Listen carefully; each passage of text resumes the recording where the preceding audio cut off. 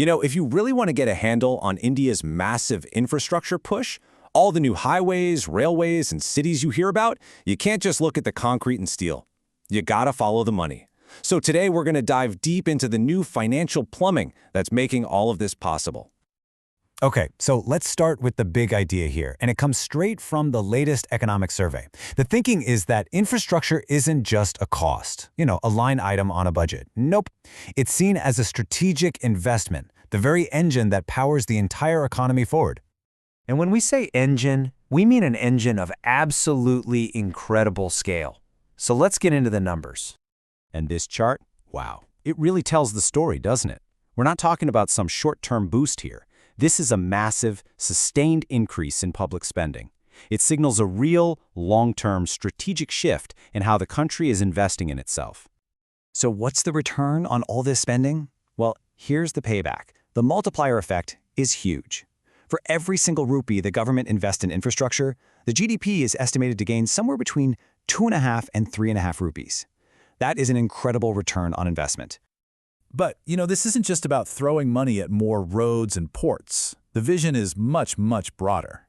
It's about building a smarter, integrated system. We're seeing cities themselves being reframed as critical economic infrastructure. And it's not just physical stuff. Digital public infrastructure and renewables are now central pillars, and it's all being coordinated under the PM Gati Shakti framework to make everything more efficient and cut down on waste. Of course, an ambition this massive immediately brings up a huge question, right? How on earth do you pay for all of it? Well, that requires a financial ecosystem that's just as innovative as the projects themselves. Well, the old way of doing things, just relying on banks for these massive long-term projects, it just wasn't going to cut it anymore. So what we're seeing now is a deliberate structural shift. The entire financial landscape is being diversified to bring in new players and new kinds of money. It spreads the risk and, honestly, it just builds a more resilient system.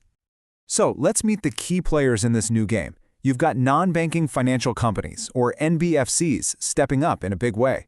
But the real game changer here is the rise of things like InvITs and REITs. The easiest way to think about them is as a vehicle that lets big, long-term investors, like pension funds, buy a piece of an asset, like a toll road or an office park. It's a way to channel stable, patient capital directly into these projects. And this isn't just theory, right? You can see the shift happening right here in the numbers. The amount of money being raised through these new channels is seriously substantial.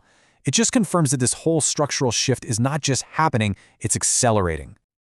But all this progress creates a new challenge, doesn't it?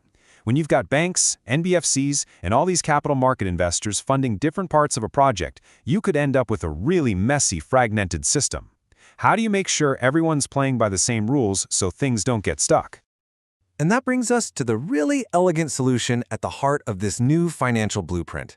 It's all about creating a single, unified rulebook for absolutely everyone. So the RBI, the Reserve Bank of India, stepped in with what they're calling the Project Finance Directions. And honestly, this is a total game changer.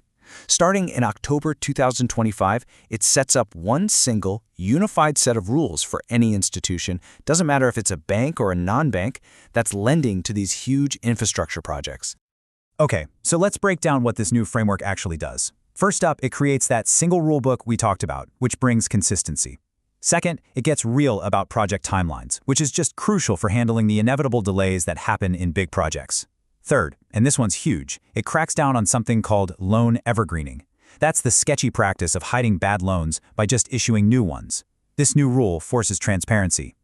And finally, it makes sure everyone's using the same definition of infrastructure from the government's official playbook. It's all about creating clarity and stability. So, with all this new, upgraded financial plumbing in place, let's zoom back out. What does this actually unlock for India's bigger, long-term vision? A regulatory update like this might sound a bit dry, but it has huge, real-world consequences. A stable, predictable system gives private investors the confidence they need to put their money to work. Spreading the financial load beyond just the banks makes the whole system safer for everyone. And all of this helps projects get finished faster.